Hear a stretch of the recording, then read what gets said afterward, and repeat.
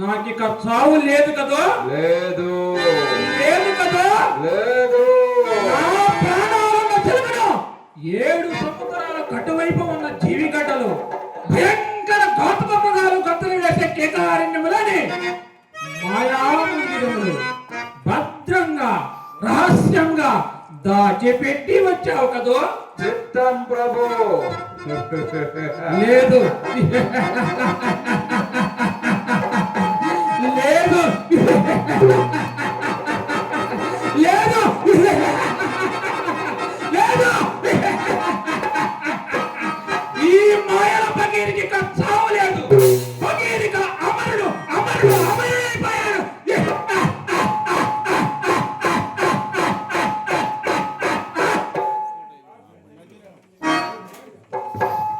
పంచభూతాల సైతం ఈ పగీరు చక్ర మంత్రాలకు లోబడి పగీరు చెప్పినట్లు నాట్యం చేయాలి. పగీరికి ములాకాలలో ఎదురు లేదు. పగీరు మాటలకు అడ్డు లేదు. పగీరు పాటలపై సవాలు లేదు. కోటి దేవతల స్వర్గం నుండి దిగి వచ్చిన ఈ పగీరికి 10 మైళ్ళ దూరంలో ఆగిపోయి జోహార్ జోహార్ చేయాలి. కాపాలి. కోన దొంగలైన నా సేవకులు రారాజుని కొల్లగొట్టి తెచ్చిన వచ్చిన వైడూర్యాది నవరత్నాలు భంగధాన్యాలు సర్వం మన పాతాళ గృహలు రాతి గృహలు భద్రంగా ఉన్నాయి కదో? చిత్తం ప్రభు. కానీ ఒక్క మనవి. ఏమిటది? కాలం ఎప్పుడు ఏ వేళకు ఎలా మారుతుందో చెప్పలేము. అయితే మృత్యువునొక కంట కనిపెట్టి ఉండడం మంచిది.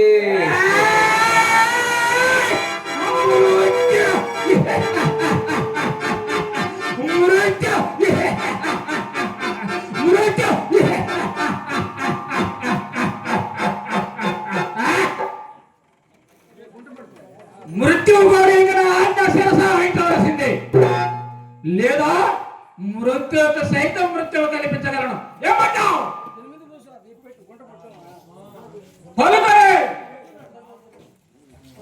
రా అది రా దారికి మోదరించి చేతులు జోడించి నా ఆజ్ఞలకు చిత్తమంటూ ఉండు.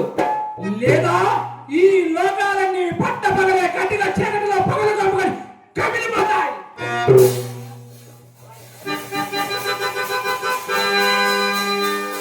అన్ని జ్వాలల నాలుకలు చాపుగా వచ్చి నిన్ను నీ సింహాసనాన్ని బహిరంగం చేస్తాయి.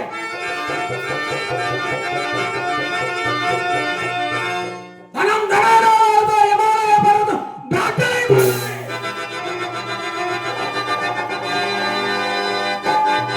ఆరు లక్షల సప్త సముద్రాల ప్రపంచాన్ని మృంగివేస్తా ఏమంటావు?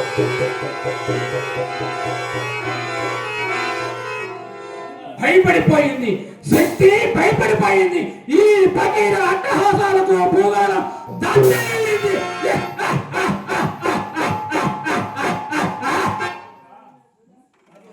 కాల కదిపిని మన భోంతరాల గుండె ప్రేగిపోయేలా గట్టిస్తూ పరుగులెత్తుతుంది. మెరుపు తీగని తలుపు తలుపుమైన లోకాన్ని వెలిగిస్తూ ఉపలక్షణాలకు పరుగులు తీస్తున్నాయి. గురివి దెయ్యాలు రివ్వు రివ్వుమని తూర్పు పడమలగా శ్మశానాల గాలులు చీల్చుకొని పరుగులెత్తుతున్నాయి. మృత్యు అట మృత్యు. ఈ మాయల పకీరు మంత్రశక్తి ముందు అన్ని పైసలు. ఈ మంత్రశక్తి సాధన చేయడానికి చేతగాక ఎందరో ఎందరో పకీర్లు అపజయము పొంది నల్లుల్లో మాడి బూడిదయ్యారు. వాళ్ళ తందనాలకు తప్పెటలకు వాయించిన ఎద్దుల్లాంటి పెద్దలందరూ రెక్కలూడిన గద్దల్లా నేలరాయి ముసుగులు వేసుకొని మూలకొచ్చున్నారు. తెలివి తక్కువ దద్దమ్మలు.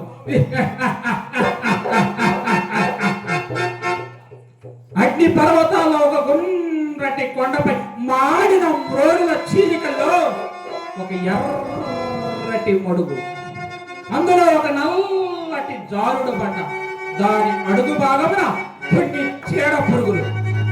ఆ పురుగులే ఆ పురుగులే ఆ పురుగులే రాజ్య కాంక్షల రారాజుల ప్రాణాలు. వారిని వారి సైన్యాలను తెలివి తీర భక్షించు. కాపాలి. మత్త కటికట్ట మృగదంతాలతో సృష్టించిన మన దెయ్యాల పాట చుట్టూ రాతి ప్రతిమలుగా మారి ఉన్న ధర్మదాదుల పీకల చెడవేసి ఆ వేడి రక్తాలతో మన భూత ప్రేత పిశాచాల దాహం తీర్చు. ఇక జీవితం అంతా మదిరా మగువ. సంగు సంగు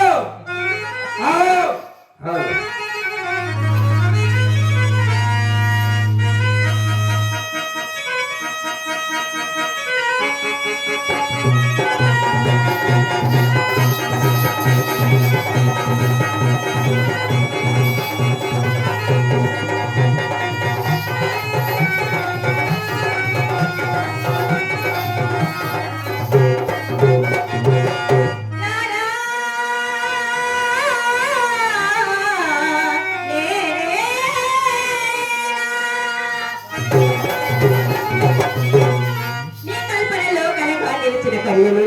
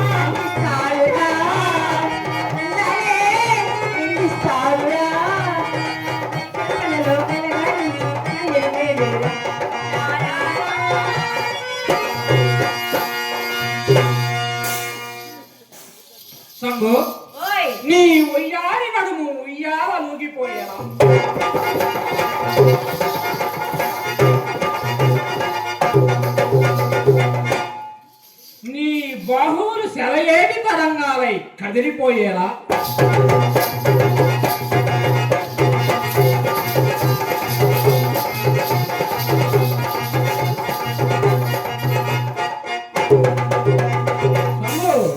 నీ పాదమంజీరి గలగలతునలతో మెదడికి మొత్తెక్కించేలా నీ కంఠములోని గాంధర్వ గానంతో వ్యధ విధిలింపులతో మనసు కదిలిపోయేలా నాట్యం చేయి సంగో, నాట్యం చేయి.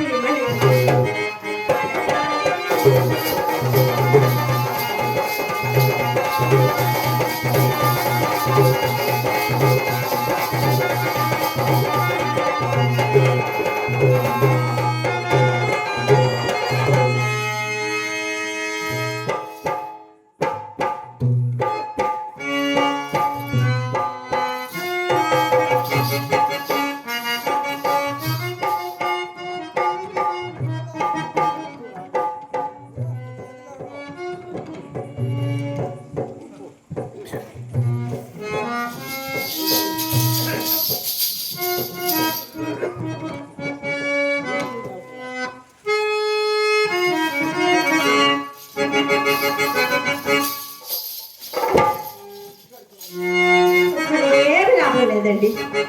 ఓయ్ నిన్నే అబ్బా పలుకువా, నా వైపు అస్సలు చూడవు. ఓ రాజా పిలిచింది అందాల బాలా,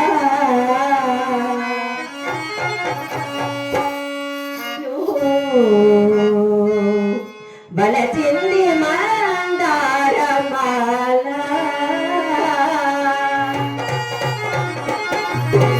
పిలిచింది మందారమాల, నిన్ను బలచింది మందారమాల.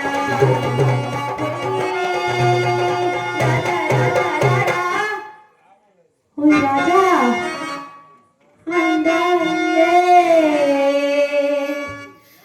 అందుకోరా,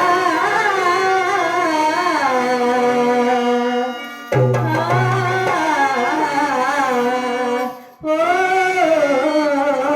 పిలిచింది అందాల బాల, నిన్ను వలచింది మందారమాల.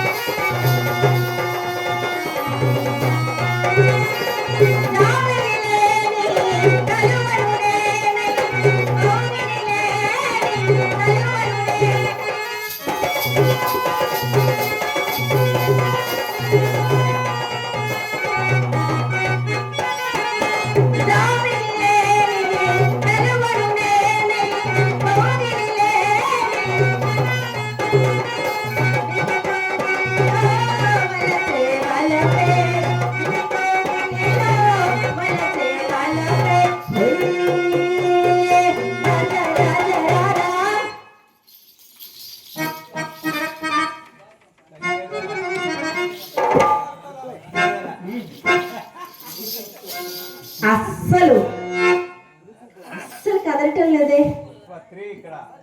అబ్బో పుష్ప 2 అయితేనే తగ్గేదేలేనే, పుష్ప 3 అయితే ఇంకేంటబ్బా, కిందకేనా? అబ్బో అందాలే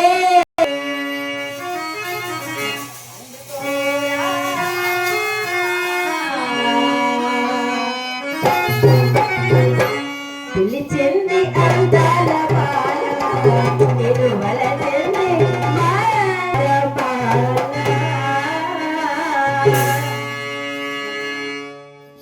అస్సలేం చలనమే లేదే. ఏంటబ్బా ఏంటి, ఇంకా ఏం కావాలి? ఏమంటావులే. పాదషా వారు ఈరోజు ఏదో బాగా దీర్ఘంగా ఆలోచిస్తున్నారే. అవును, ఎందుకో నాకు తెలుసులే. ఏమిటి నీకు తెలుసు? పులుసు. ఆ పులుసు ఎక్కువయ్యే రసం కోసం ఎక్కడెక్కడో ఎక్కడెక్కడో ఎక్కడెక్కడో దేవాడుతున్నా ఫకీర్. నాకు తెలియదు అనుకుంటున్నావా ఏమిటి? సంగు, ఈ మాయల పకీర్ని తెలుసుకోవడానికి నీకు కాదు కదా, నిన్ను పుట్టించిన బ్రహ్మకైన తరం కాదు, తెలుసునా? అబ్బో అంత రహస్యమా? అక్షరాల సంగుకు తెలియని రహస్యం అన్నమాట. ఏమిటి? ఏమిటో? నా రహస్యాలన్నీ నీకు తెలిసిపోయాయన్నమాట.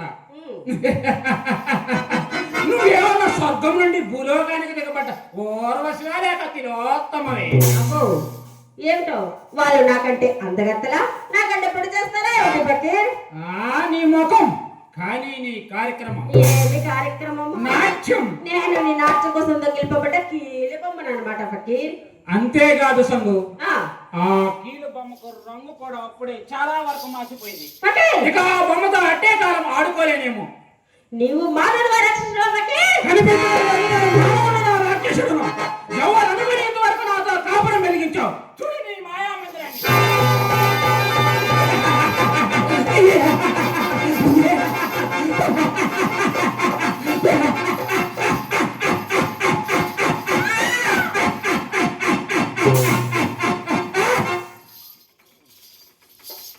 నేను మానవ రూప రాక్షసుడును.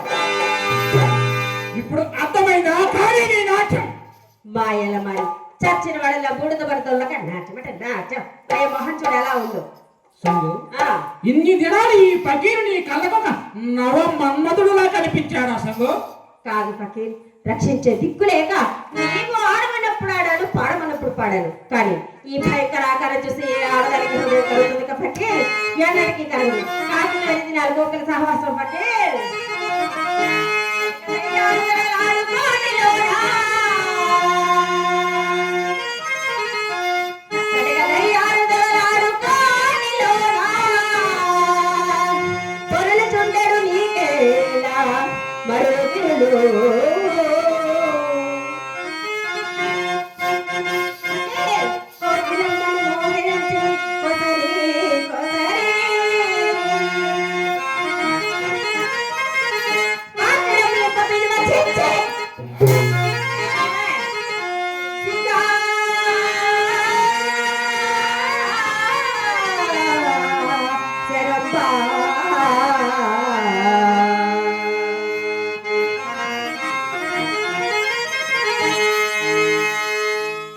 అప్పటికి నువ్వు కోకిలవు, నేను కాకినన్నమాట. అవునన్నమాట.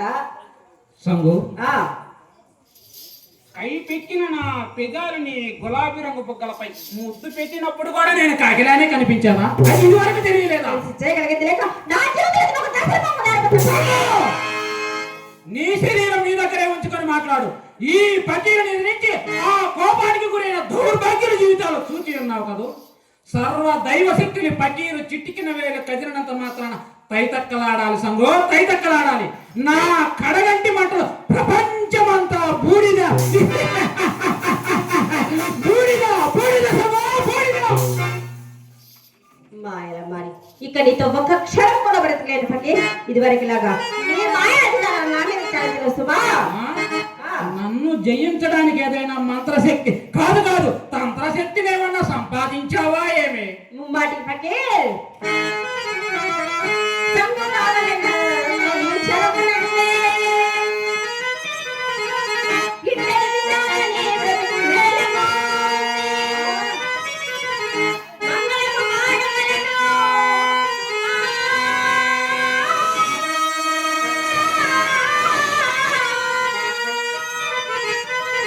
నీకేలా ఫకీర్, నీకేలా వెర్రి సంభారము నిలవేదవోయి.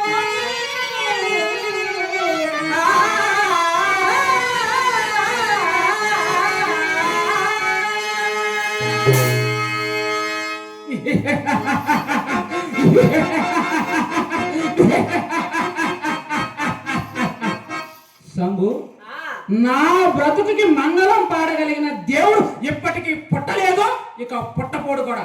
తొందరపడి ఈ పకీరుని ఎదిరించకు. చెడిపోగల సంగు, చెడిపోగలవు.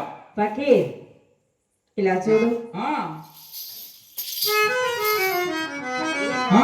నీ ప్రాణరహస్యము నాతో చెప్పినది మర్చిపోయావా? సంగు! జాగ్రత్త.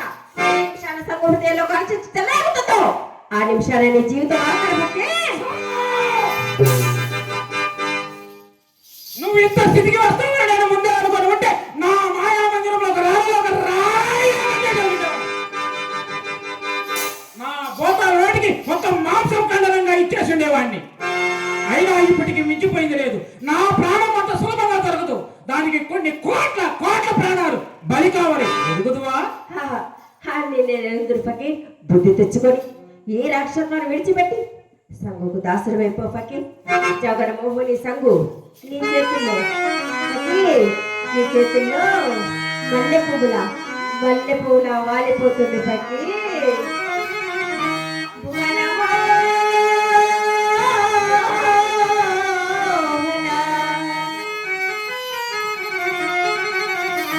భువనమోహన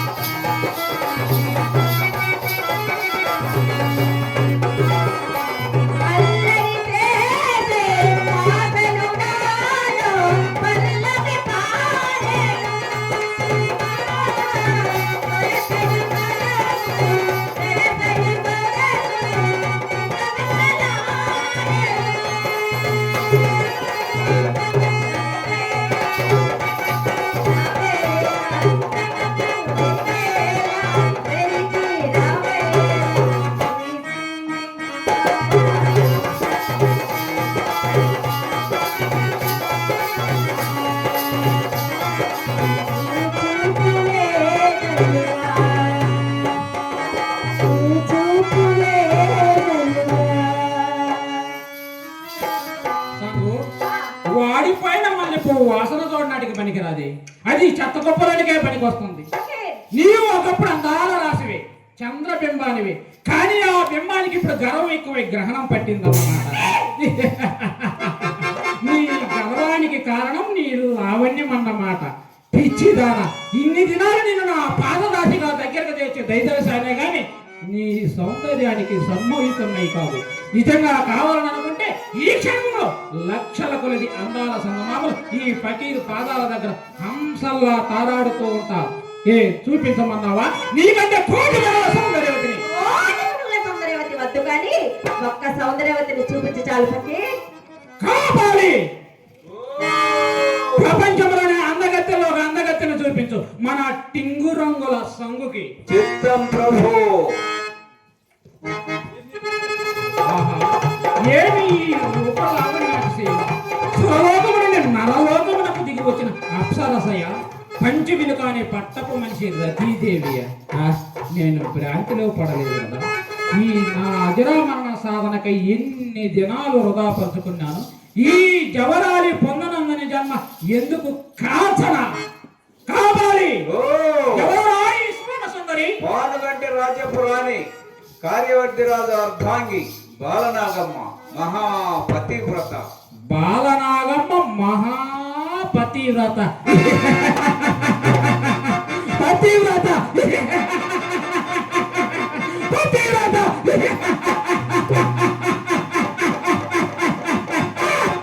పతివ్రతల పదం మనని కంట్రోల్ లేదు. సరి అయిన సరస్సుడు దొరకనంత వరకు ఈ ప్రపంచంలో ప్రతి ఆడది మహాపతివ్రతే. చూచావా సంగు? నీకంటే అందగత్తి, నీకంటే కులికులాని లేదు, ఎర్ర వీగావు కదే. దాని కాలి ధూళి రేణువుకైనా సరిపోగలవా?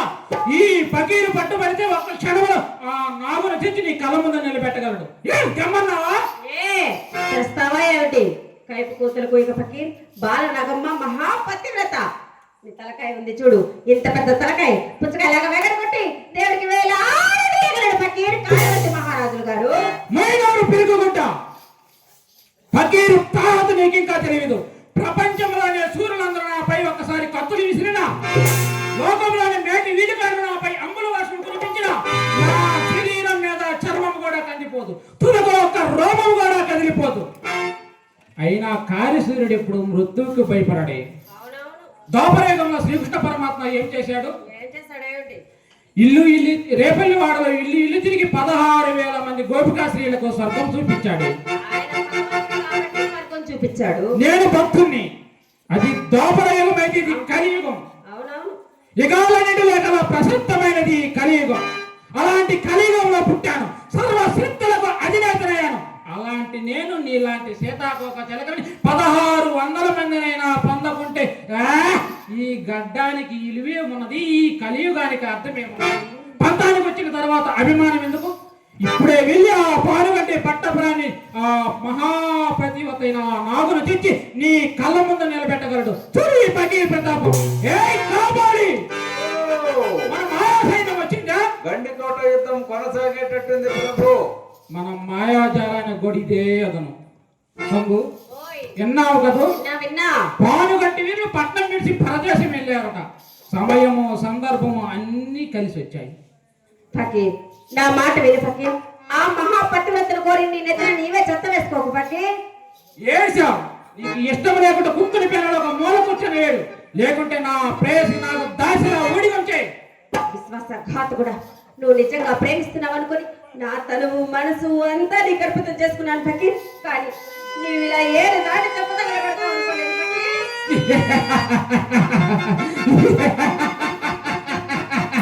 ఇలా ఏరు దాటించి తప్ప తెగల పెడతానని అనుకోలేదు కదా సంగు. మరి పాత చెప్పులకి ఎన్ని దినాలని తొడగమంటావే? నన్ను పాత చెప్పు కింద చెప్పకొచ్చావన్నమాట. ఎక్కడున్నాయో ధర్మాలు? ఎవరి ఆనందం వాళ్ళది? నీకోసం నా ఆనందాన్ని భగ్నం చేసుకోమంటావా? నేను వేదాంతంలో తిరిగి పొరగొరిగించుకున్న సన్యాసిని కాను. ఇప్పటికి నీలాంటి జీవరాశులు ఎందరో అందరూ ఒక్కటివి. అని ఇదివరకే చెప్పాను కదా. ఆహ్వానిస్తున్నాను ఫకీర్, రా.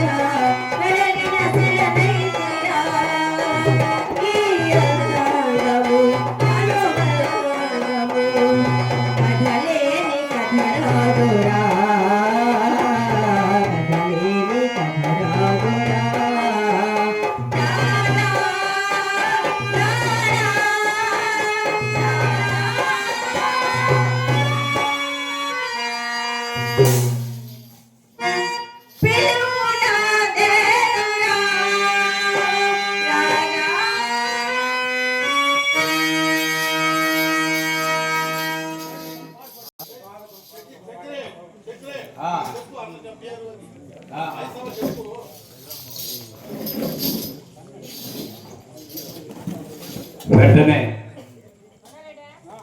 మయసభ దుర్యోధన ఏకపాత్ర దుర్యోధనుడుగా పెద్దలు అమ్మిరెడ్డి రఘురామరెడ్డి గారు మన ముందుకు రాబోతున్నారు. వెంటనే